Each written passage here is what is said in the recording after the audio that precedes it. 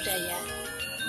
Bertemu lagi dengan Tete Rizky dan Romo Gede Mahesa di Mitos, Fakta, Logika, dan Spiritual. Romo, ini saya mau bertanya, tapi kok rasanya kok apa ya masih ada sekarang gitu loh? Apa? Mitosnya. Lucu. Iya sih lucu.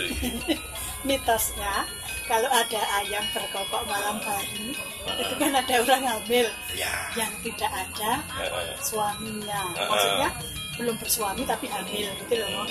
Nah, ada bermacam cerita gitu ya, Mo. Menurut saya kan gini. Kemudian saya pikirkan gini. Kalau ayam berkokok pagi hari itu kan sudah biasa. Tapi kalau berkokok malam hari itu kok hanya satu dan tidak mesti gitu loh, tidak mesti. Nah ini sebenarnya apa, Mo? Ini benar nggak sih ada mitos semacam itu? Benar nggak? Sebelum tak jawab ya. Kira-kira kalau Bu Tete membaca mitos seperti itu, kemudian juga di rumah atau ayam tetangganya berkokok, kok masih malam ya kan? Itu gimana? Sikat aja gimana? Kalau saya sih lebih pada ini ayam terganggu, mungkin tidurnya terganggu atau mungkin dia terganggu lah. Kalau menurut saya terganggu dengan apalah gitu. Ini yang sebenarnya seperti apa? Sekarang ayam berkokok itu ketika dia memenangkan gangguan, memenangkan sesuatu dari musuhnya, itu pasti berkokok. Kalau ayam jago, kalau ayam betina ya berkiki kali ya. Nah ini memang sering terjadi ayam berkokok di tengah malam, bahkan setengah 12, jam 12, setengah 1, jam 1, yang boleh dikatakan tidak lazim ya. Memang benar mitosnya bahwa ketika ayam berkokok pada jam 12 malam itu banyak sekali, bukan cuman ada orang hamil gitu ya, tapi di situ ada bahwa boleh dikatakan ada hantu ya kan, ada makhluk lain gitu ya? Ada makhluk lain. Kemudian ayam itu melihat, kemudian selain itu juga ada pencuri ya, ada pencuri. Kemudian ya salah satu yang tak bilang kalau ada wanita hamil itu, kalau wanita hamil itu masih bisa saya terima ya. Tapi kalau yang hamil di sekitar ayam berkokok itu kan ya tidak mungkin toh, gitu loh. Itu mitos itu gini. Yang jadi akan ada pencuri, akan ada melihat makhluk halus, ataupun melihat cahaya yang jelas itu. Nah, karakter ayam sendiri memang ada yang berkokok di tengah malam. Namun secara umum, secara insting ayam itu sendiri, ayam akan berkokok menjelang fajar. Ya, menjelang fajar itu umum. Kalau itu kan sudah biasa. Ya. Nah, khususnya yang di tengah malam, jika berkokok, kalau yang berkokok itu bukan ayam pelopor, artinya jagonya ayam dari yang lain. Apa namanya, pemimpinnya begitu ya? Cuman kuruyuk, ya lainnya diem. Tapi kalau jagoannya, mungkin yang lain ikutan.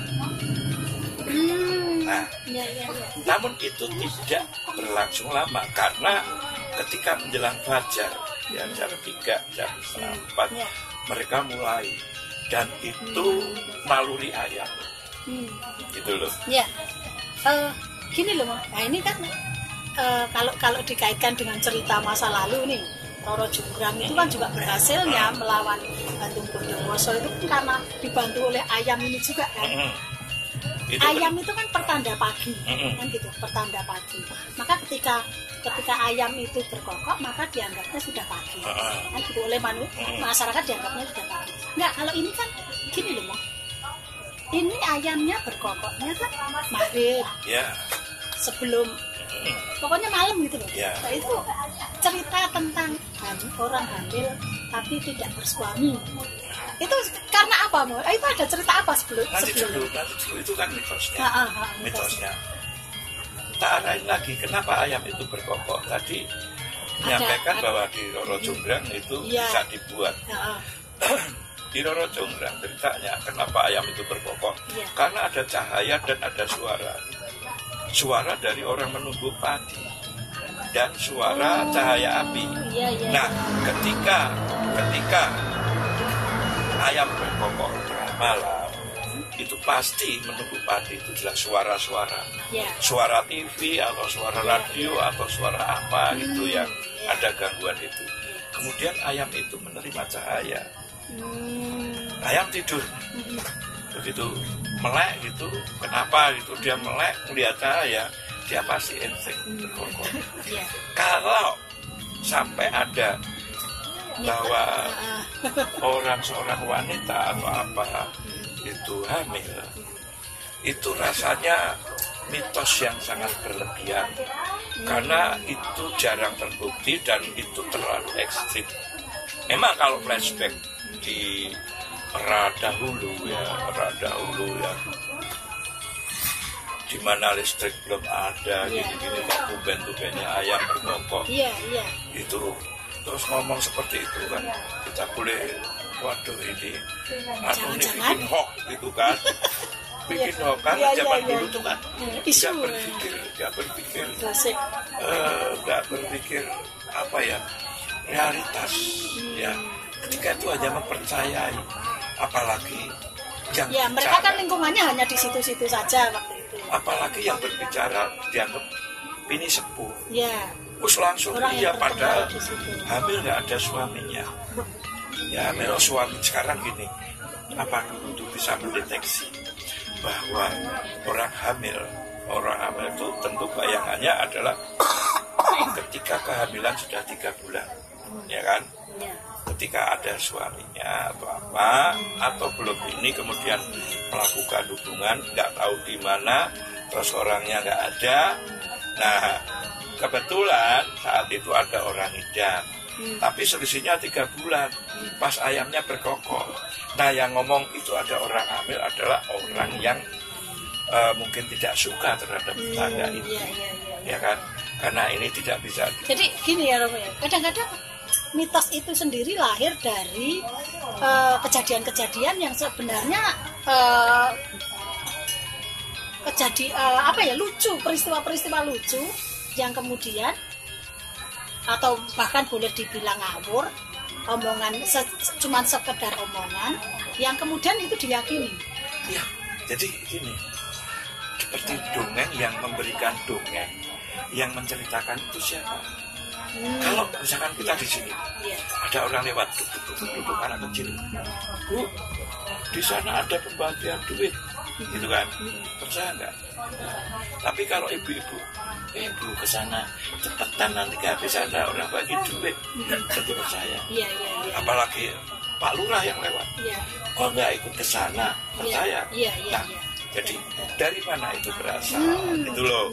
Nah, kekurangan atau kelemahan dari mitos ini terkadang yaitu kalau tidak cerdas dalam menerima, sepertinya itu adalah maaf boleh saya bilang itu pembodohan dan bisa menjadi fitnah, bisa menjadi ya bahasa yang kurang baik. Nah, mitos itu makanya mitos itu disikapi dengan baik, dengan pikiran terbuka, apalagi zaman sekarang ini ya kan, sudah itu, zaman set ya itu harus sangat-sangat disikapi. Demikian bincang-bincang kita seputar mitos ayam berkokok. Mudah-mudahan bisa menjadi manfaat buat kita semua. Salam budaya.